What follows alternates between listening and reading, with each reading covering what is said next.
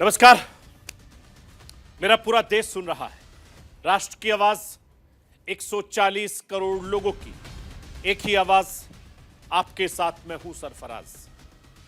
मैं सरफराज सैफी आपको बताना चाहता हूं, लोकसभा चुनाव से पहले उद्धव ठाकरे गुट को बड़ा झटका लगा है। शिंदे गुट महाराष्ट्र विधानसभा के स्पीकर की परीक्षा में पास हो गए। स्पीकर राहुल नार्वेकर ने शिंदे गुट को ही असली शिवसेना माना है। इसके साथ ही एकनाथ शिंदे, उनके गुट के विधायकों की सदस्यता अब रद्द नहीं की गई। यानी एकनाथ शिंदे ही फिलहाल महाराष्ट्र के मुख्यमंत्री बने रहेंगे। इस फैसले के बाद उद्धव ठाकरे के सामने लोकसभा चुनाव से पहले कई बड़ी चुनौतियां हैं।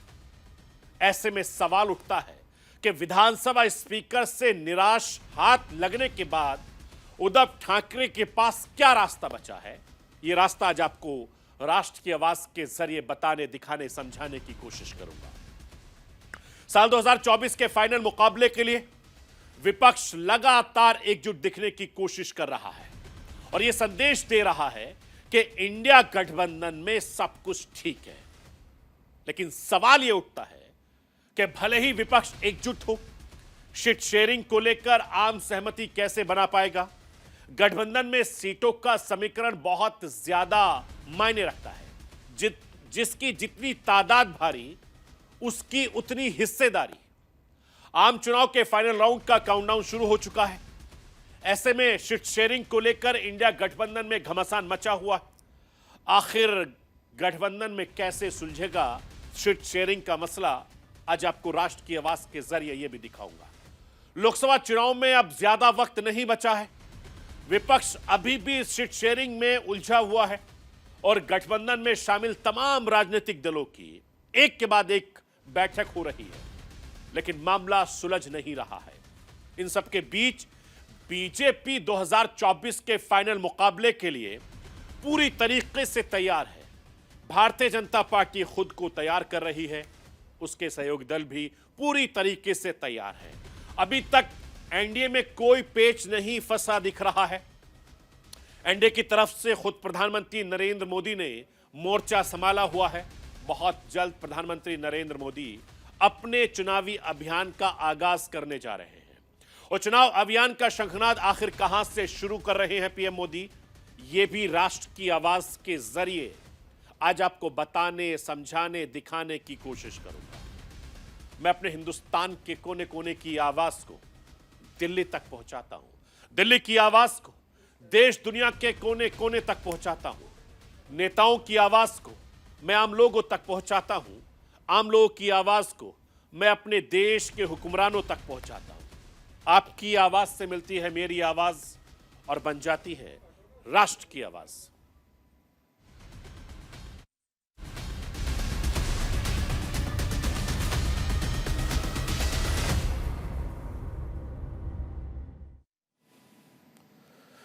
महाराष्ट्र की राजनीति के लिए आज का दिन बहुत अहम रहा है। महाराष्ट्र विधानसभा के अध्यक्ष राहुल नार्वेकर ने मुख्यमंत्री एकनाथ शिंदे से लेकर 16 विधायकों की अयोग्यता मामले में 1200 पन्नों का फैसला सुनाया है। विधानसभा स्पीकर ने अपने फैसले में शिंदे गुट को ही असली शिवसेना माना है। साथ ही 16 विधायकों को अयोग्य करार देने की मांग वाली याचिका भी खारिज कर दी है। स्पीकर राहुल नार्वेकर ने शिंदे गुट को ही असली शिवसेना बताया। इसके साथ ही एकनाथ शिंदे और उनके गुट के विधायकों की सदस्यता अब रद्द नहीं की जाएगी। एकनाथ शिंदे ही महाराष्ट्र के मुख्यमंत्री बने रहेंगे। स्पीकर नार्वेकर का दावा है कि संविधान, कानून और चुनाव आयोग के फैसले को देखते हुए यह पूरा फैसला लिया गया है। सबसे पहले राष्ट्र की आवाज के जरिए विधानसभा स्पीकर के फैसले की कुछ बड़ी बातें राष्ट्र की आवाज के जरिए आपको समझाना चाहता हूं। इस समझिए और इस फैसले का मतलब क्या है उसको समझिए। एकनाथ शिंदे गुट ही असली शिवसेना है। राष्ट्रीय कार्यकारिणी उद्धव गुट का रुख साफ नहीं है और शिंदे गुट के विधायकों को अयोग्य नहीं ठहराया जा सकता। शिवसेना का 1999 का संविधान ही सबसे ऊपर विधानसभा में बहुमत के आधार पर फैसला हुआ। बहुमत एकनाथ शिंदे के गुट के पास है। शिंदे को हटाने का अधिकार उद्धव ठाकरे को नहीं है। बंटवारे के वक्त 37 विधायक साथ भी आए थे। मैं आपको यह बताना चाहता हूं कि नार्वेकर ने अपने फैसले में पार्टी का संविधान क्या कहता है, नेतृत्व किसके पास था, विधानमंडल में बहुमत किसके पास था, इन सबको स्पीकर ने मुख्य आधार बनाया है। और इन सवालों का जवाब खोजने के लिए उन्होंने चुनाव आयोग के रिकॉर्ड को सही माना है और इसी आधार पर विधानसभा के स्पीकर ने फैसला सुनाया। फैसले के बाद इसे लेकर महाराष्ट्र में सियासत पर संग्राम हो गया। मैं आपको राष्ट्र की आवाज के जरिए शिवसेना उद्धव गुट के नेता प्रियंका गांधी को सुनवाना चाहता हूं। सुनिए वो इस फैसले पर क्या कुछ कह रही है। एक तो मैं बिल्कुल ही सरप्राइज नहीं हूं जिस तरीके से जिस डायरेक्शन में स्पीकर का डिसीजन जा रहा है। दूसरा, बचपन से हमने ये कहावत सुनी थी, वही होता है जो मंजूर खुदा होता है। रिपब्लिक है देश के, फिर कहा गया वही होता है जो मंजूर कॉन्स्टिट्यूशन होता है। 2014 के बाद से एक नई परंपरा शुरू हुई है, वही होता है जो मंजूर अमित शाह और नरेंद्र मोदी होता है। और वही हम एक्शन में देख रहे हैं महाराष्ट्र में, जिस तरीके से निर्णय लिए जा रहे हैं। मेरा एक मूल सवाल है, 2018 का अगर constitution, amended constitution election commission के पास नहीं था, जो भी हमें स्पीकर के माध्यम से पता चल रहा है, तो उसके आधार पर हर जो संवाद होता था इलेक्शन कमीशन का, हमारे पार्टी लीडरशिप उद्धव बाला साहेब ठाकरे जी के पास क्यों जाता था? अगर आपके पास रिकॉर्ड नहीं था, जो सारे एबी फॉर्म्स जिसपे ये सारे गद्दार 40 लोग लड़े हैं, वो एबी फॉर्म्स पार्टी पक्ष प्रमुख ने साइन किए थे, वो कैसे मान्य हो गए? और चलिए मैं ये भी मान लूं कि आपको अमेंडेड कॉन्स्टिट्यूशन में सहमति नहीं थी, तो किसने इलेक्शन कमीशन में आपको जाने से आपके हाथ रोके थे या पैर बांधे थे? आपको 2022 में याद आता है कि आपका संविधान क्या होता है? मैं आपको यह बताना चाहता हूं कि चुनाव आयोग पहले से ही शिंदे कैंप को असली शिवसेना के तौर पर चुनाव चिन्ह तीर कमान सौंप चुका है। अब ठाकरे गुट को स्पीकर से भी निराशा हाथ लगी है, जिसके चलते उनकी पार्टी के टूटने की आशंका है। स्पीकर के फैसले के बाद कुछ विधायक उद्धव का साथ छोड़ सकते हैं। इतना ही नहीं, उद्धव ठाकरे के सामने लोकसभा चुनाव में संगठन के सामने खुद को साबित करने की सबसे बड़ी चुनौती खड़ी हो जाएगी। ऐसे में सवाल उठता है कि विधानसभा स्पीकर से निराशा हाथ लगने के बाद उद्धव ठाकरे के पास अब क्या रास्ता बचा है?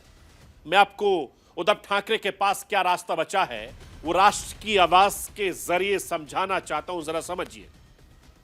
उद्धव ठाकरे गुट के पास सिर्फ सुप्रीम कोर्ट जाने का रास्ता बचा है। उद्धव ठाकरे ने पहले ऐलान कर दिया था कि स्पीकर का फैसला पक्ष में नहीं आया तो वो सुप्रीम कोर्ट का रुख करेंगे। विधानसभा अध्यक्ष के निर्णय को चुनौती देने के लिए इस फैसले के बाद सुप्रीम कोर्ट में स्पीकर के फैसले के खिलाफ उद्धव याचिका दायर कर सकते हैं, ऐसे कयास लगाए जा रहे हैं। मैं आपको यह बताना चाहता हूं कि करीब 1.5 साल पहले 20 जून 2022 को एकनाथ शिंदे और उनके गुट के 39 विधायकों ने शिवसेना से बगावत कर ली थी। भारतीय जनता पार्टी के साथ गठबंधन करके सरकार बना ली। शिंदे को सीएम बनाया गया, Devendra Fadnavis deputy chief minister बने। उद्धव पक्ष ने दल बदल कानून के तहत पहले स्पीकर को नोटिस दिया, फिर यह मामला सुप्रीम कोर्ट पहुंचा। दोनों ही गुटों ने एक दूसरे के विधायकों को अयोग्य ठहराए करने की मांग करते हुए याचिकाएं दायर की थी। असली शिवसेना को लेकर दोनों गुटों में विवाद चल रहा है। अब विधानसभा के स्पीकर ने साफ कह दिया कि एकनाथ शिंदे गुट ही असली शिवसेना है, और जिसके बाद अब 2024 के चुनाव से पहले उद्धव ठाकरे बड़ी चुनौती उनके सामने खड़ी हो गई है। मैं आपको यह भी बताना चाहता हूं कि साल 2024 के फाइनल मुकाबले के लिए हिंदुस्तान के प्रधानमंत्री नरेंद्र मोदी की अगुवाई में बीजेपी जहां 400 प्लस का टारगेट लेकर चल रही है, तब इंडिया गठबंधन में सीट शेयरिंग को लेकर अभी भी माथापच्ची चरम पर है और सबसे ज्यादा मुश्किल कांग्रेस के सामने आ रही है। इंडिया अलायंस में सबसे बड़ी और नेशनल पार्टी होने की वजह से कांग्रेस के सामने सभी दलों को साधने की चुनौती है। अगर सूत्रों की मानूं तो क्षेत्रीय और सहयोगी दल अपने अपने प्रभाव से राज्यों में कांग्रेस पर एडजस्ट करने का दबाव बना रहे हैं। फिर चाहे पश्चिम बंगाल हो या फिर देश की राजधानी दिल्ली, बिहार और उत्तर प्रदेश, हर जगह पर सीट शेयरिंग पर मंथन के बीच विवाद की खबरें लगातार आ रही हैं।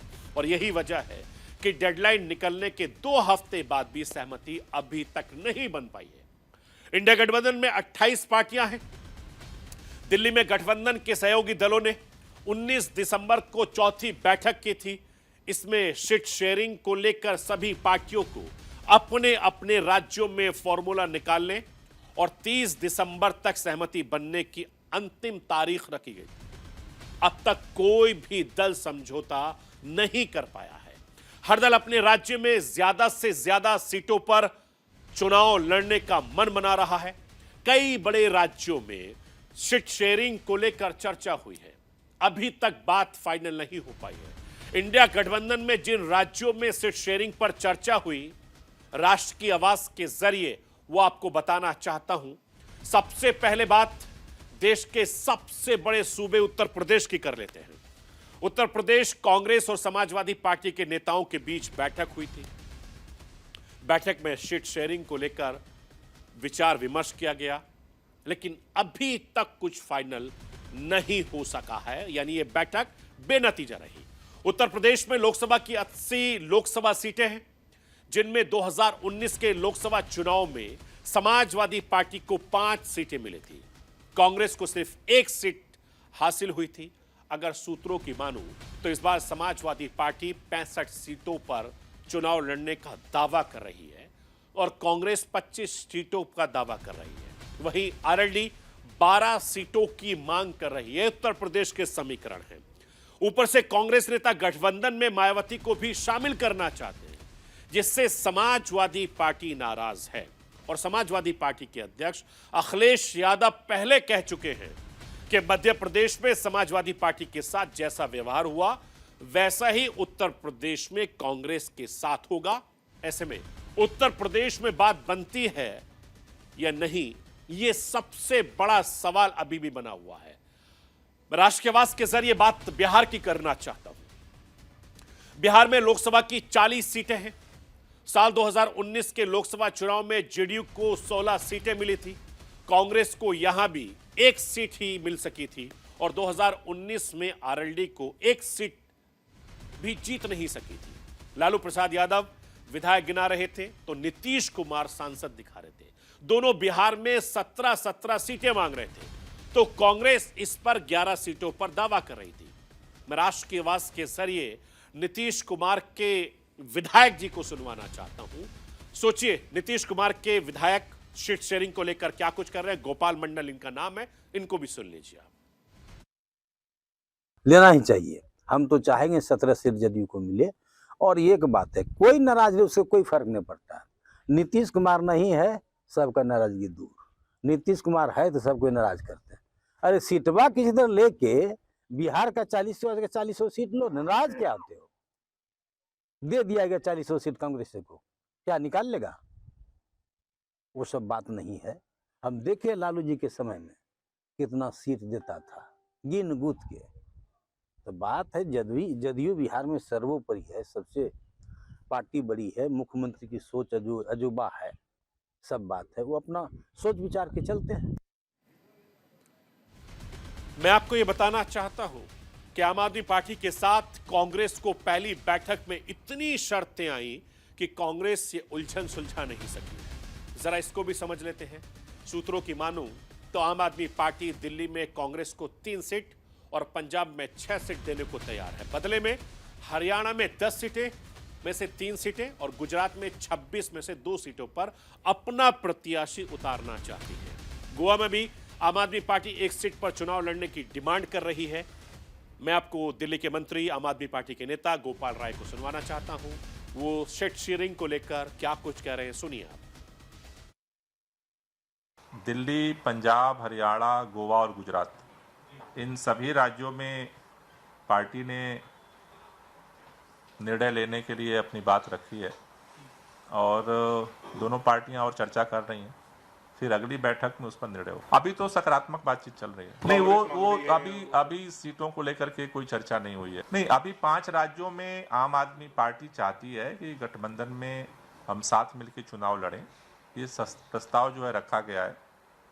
कांग्रेस पार्टी भी अपने लोगों से, अपने हाईकमान से, अपने संगठन से बात कर रही है। फिर अगले मीटिंग में वो सीट के लेकर के हम बात करें। सभी मैं आपको बताना चाहता हूं कि पश्चिम बंगाल और महाराष्ट्र में भी लगातार पेच फंसा हुआ है, जिसे सुलझाना कांग्रेस के लिए बड़ी चुनौती बना हुआ है। और इन सब के बीच आज एक और बड़ी खबर आई। वो खबर राम मंदिर को लेकर है। कांग्रेस ने राम मंदिर प्राण प्रतिष्ठा कार्यक्रम में जाने से साफ इनकार कर दिया।